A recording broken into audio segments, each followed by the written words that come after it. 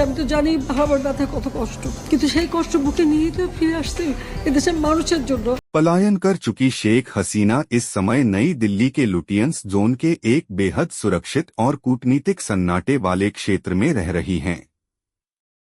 कहा जा रहा है कि देश में छात्र जनता के उभार और आंदोलन को दमन करने में विफल होकर उन्हें भागने पर मजबूर होना पड़ा, लेकिन उन्होंने भारत में जिस स्थान को निवास के लिए चुना है वह बिल्कुल आर्मी मुख्यालयों से घिरे एक सुरक्षापूर्ण बंगले का इलाका है। जानकारी मिली है कि शेख हसीना वर्तमान में लुटियंस दिल्ली के राजाजी मार्ग स्थित एक बंगले में रह रही हैं, जिसका पता 11 राजाजी मार्ग बताया जा रहा है। इस बंगले का ठिकाना भारत सरकार ने बेहद गोपनीय रखा है। सूत्रों के अनुसार वहां उनके रहने की व्यवस्था और संपूर्ण सुरक्षा देखभाल का जिम्मा भारत के राष्ट्रीय सुरक्षा सलाहकार अजित डोभाल ने लिया है। लुटियंस दिल्ली लगभग 2800 हेक्टेयर में फैला हुआ एक उच्चवर्गीय क्षेत्र है, जिसे ब्रिटिश काल से ही मंत्रियों, वरिष्ठ अधिकारियों और प्रतिष्ठित हस्तियों के लिए संरक्षित किया गया है। ब्रिटिश वास्तुकार एडविन लुटियंस के नाम पर इस क्षेत्र का नामकरण हुआ था। आज भी यहाँ के हर बंगले में औपनिवेशिक वास्तुकला की झलक मौजूद है। इन्हीं में से एक बंगले यानी 10 और 11 राजाजी मार्ग के पास शेख हसीना को ठहराया गया है। दिल्ली में शेख हसीना की बेटी सायमा वाजेद पुतुल भी एक अन्य 2 मंजिला भवन को कार्यालय में बदलकर वहां से centre for research and innovation क्री की गतिविधियां संचालित कर रही हैं।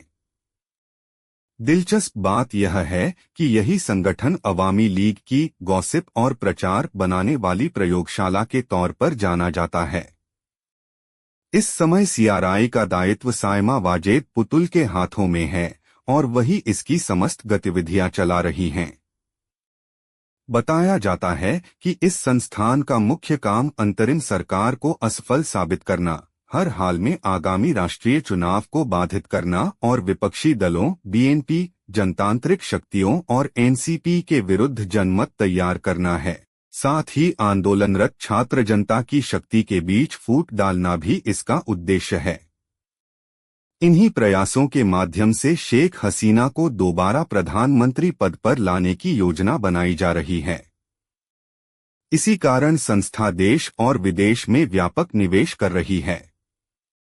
5 अगस्त 2024 को जब छात्र और जनता के ऐतिहासिक जनोद्वेलन के सामने तत्कालीन प्रधानमंत्री शेख हसीना टिक न सकीं, तब वे भारत में शरण लेने के लिए भागकर आ गईं।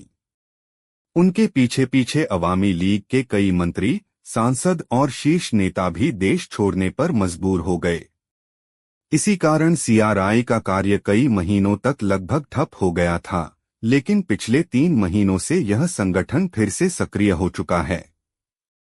इससे पहले लंबे समय तक सीआरआई की जिम्मेदारी शेख हसीना के बेटे सजीब वाजेद जॉय के हाथों में थी, जो वर्तमान में अमेरिका के वर्जीनिया में रहते हैं। अब इस संस्था ने शेख हसीना को वापस लाने की रणनीति के तहत कथित सांस्कृतिक चेहरों, पत्रकारों, यूट्यूबरों और ऑनलाइन एक्टिविस्टों को आर्थिक सहायता देकर उनके माध्यम से प्रचार चलाने की योजना बनाई है।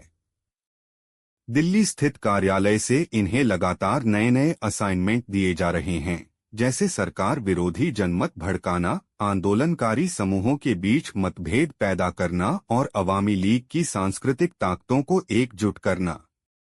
इन गतिविधियों के लिए सैकड़ों फेसबुक पेज और यूट्यूब चैनल का इस्तेमाल किया जा रहा है। फिर भी भारत में शेख हसीना का हाल बहुत अच्छा नहीं है। उन्हें लगभग गृहबंदी की तरह रखा गया है और घर से बाहर निकलने की अनुमति नहीं है। यहाँ तक कि अवामी लीग के शीर्ष नेता भी उनसे मिलने नहीं पा रहे हैं। खबर है कि ओबैदुल कादर ने भी उनसे मिलने की इच्छा जताई थी, लेकिन भारतीय सुरक्षा एजेंसियों ने इसकी अनुमति नहीं दी। अगर आपको ऐसा ही मजेदार कंटेंट चाहिए तो कमेंट एंड सब्सक्राइब कीजिए।